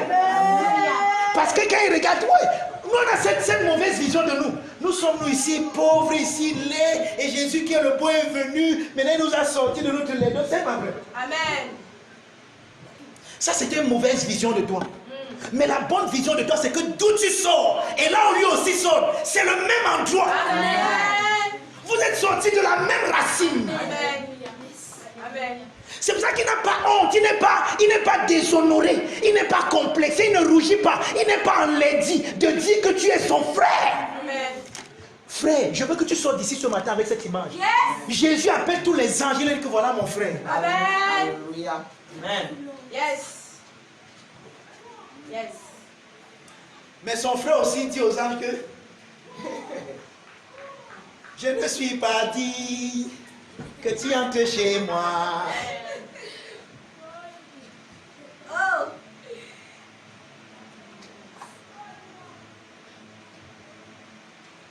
Jésus s'identifie à toi qui l'as sanctifié. Amen. Parce que vous êtes issus d'un seul. Mais toi qui l'as sanctifié, tu dis que non. C'est le Seigneur Jésus. Il est loin là-bas, en haut, loin là-bas. Moi, je suis loin ici, en bas, ici, sur la terre. Je vais vous dire quelque chose. Est-ce que vous savez que l'adoration que nous faisons à Jésus l'honore, vous savez pourquoi ça l'honore? Je vais vous raconter pourquoi. C'est que les gens ne connaissent même pas qui est Dieu. C'est pour ça qu'ils ne comprennent pas l'adoration. Regardez, vous savez, regardez par exemple, quand vous me respectez, est-ce que vous savez que ça m'honore plus? Vous savez pourquoi? Parce qu'en réalité, en Christ, nous sommes égaux. Christ nous a mis tous au même pied d'égalité. Or, quand deux personnes sont au même pied d'égalité, quand une se soumet et honore l'autre, l'honneur là est tellement élevé. Mais quand un esclave, un pauvre, un prolétaire donne l'honneur au roi, ça ne dit rien au roi. Mais quand un autre roi donne l'honneur à un roi, cet honneur est tellement... Vous savez pourquoi l'adoration que nous donnons à Jésus est spéciale? Parce que nous sommes son frère. Amen. Mais étant son frère, nous reconnaissons que ce que nous sommes, c'est à cause de lui. Amen. On appelle ça dans notre famille l'autre-té. Et nous ne sommes pas les seuls qui font ça. Même le Père dit au Fils que je ne suis que par toi. Amen. Le Fils dit au Père que je ne suis que par toi. Nous disons notre frère, même s'il est notre grand frère. Maintenant, suivez bien, quand on dit que Jésus est notre grand frère, ça ne veut pas dire qu'il est né avant nous. Dieu n'a pas de petits-fils. Hey! Wonderful! Pasteur, dis tout. Hey! Jésus est notre grand frère parce que notre filiation vient de sa filiation. Amen. Mais nous sommes nés au même moment, Amen. au même niveau, Amen. le jour où il est ressuscité. Amen. Jésus a accouché l'humanité dans la divinité. Mais il est notre grand frère, il est le prêtre de notre salut parce que le fils que nous sommes ça dans son fils, dans sa filiation. Amen.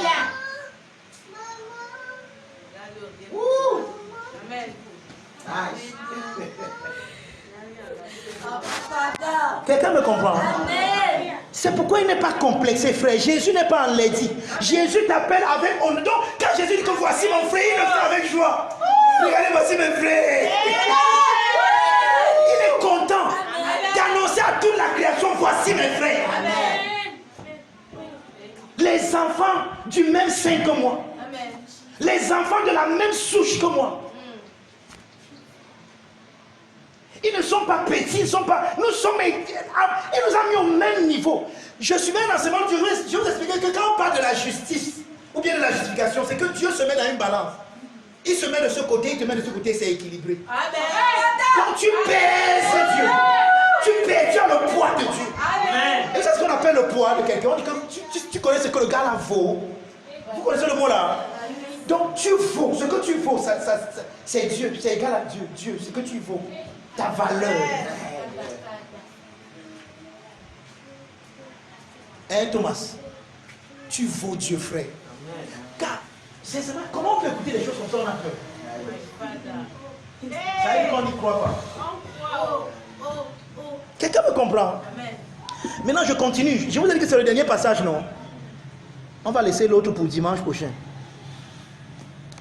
Car celui qui sanctifie et ceux qui sont sanctifiés sont tous issus d'un seul. C'est pourquoi il n'a pas honte de les appeler frères. Écoutez, lorsqu'il dit « J'annoncerai ton nom à mes frères », je te célébrerai au milieu de l'assemblée. Amen. Et encore, je me confierai en toi. Et encore, me voici, moi et les enfants que Dieu m'a donnés. Amen. Écoutez donc maintenant ce qu'on dit. Ainsi donc, puisque les enfants dont on parle là participent au sang et à la chair, ils ne pouvaient pas donc être notre frère s'ils ne viennent pas participer avec nous.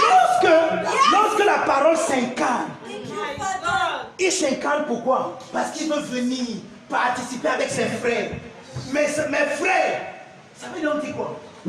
Si vous comprenez bien ce que ça veut dire, Jésus n'est pas venu faire de nous les enfants de Dieu, mais Jésus est venu révéler que nous sommes les enfants de Dieu. Amen.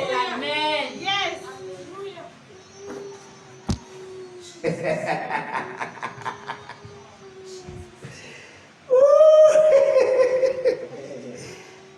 Écoutez,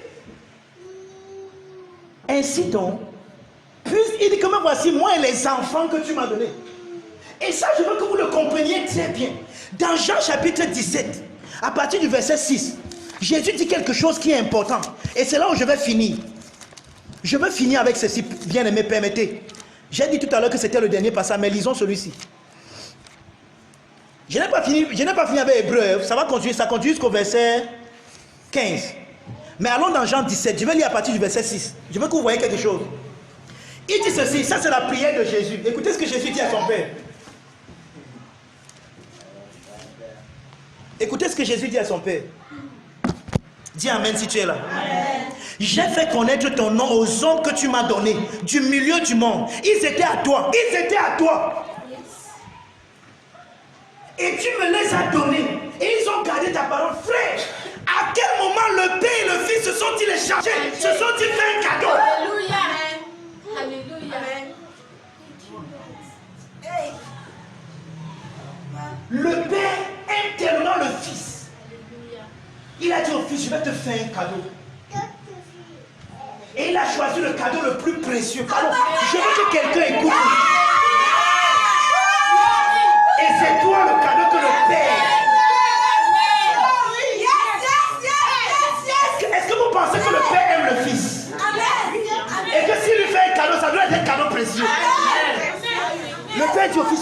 tellement et je veux t'offrir quelque chose. Ce que je vais t'offrir est tellement précieux. S'il te plaît, garde-le précieusement. Le fils dit au père que, ok, le père t'a donné au fils avant la fondation du monde. Quand le fils est venu, c'est incarné. Et il s'est identifié à toi.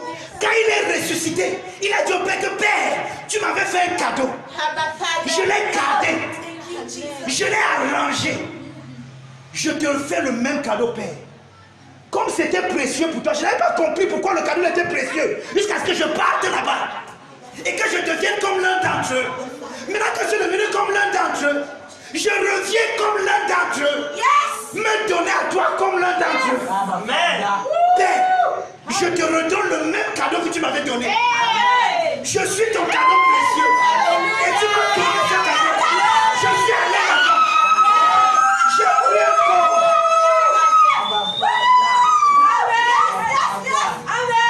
Tu sais qui tu es.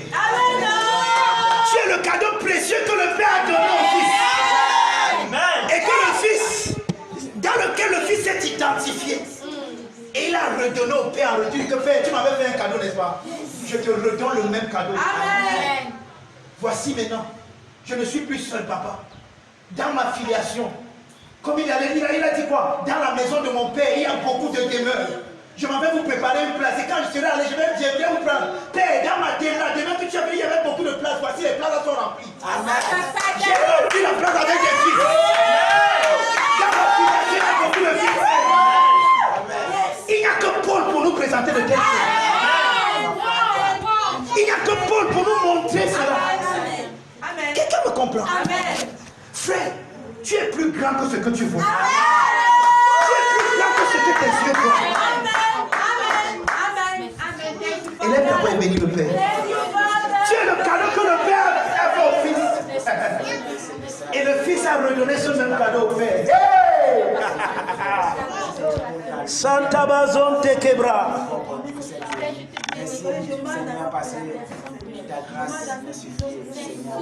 Alléluia.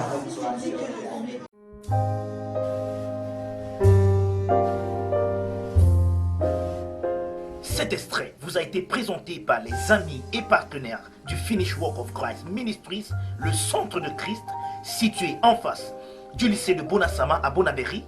Rejoignez-nous les mercredis, vendredis et dimanches à 17h30 au Finish Work of Christ Ministries. Nous dévoilons Christ comme étant vous en vrai.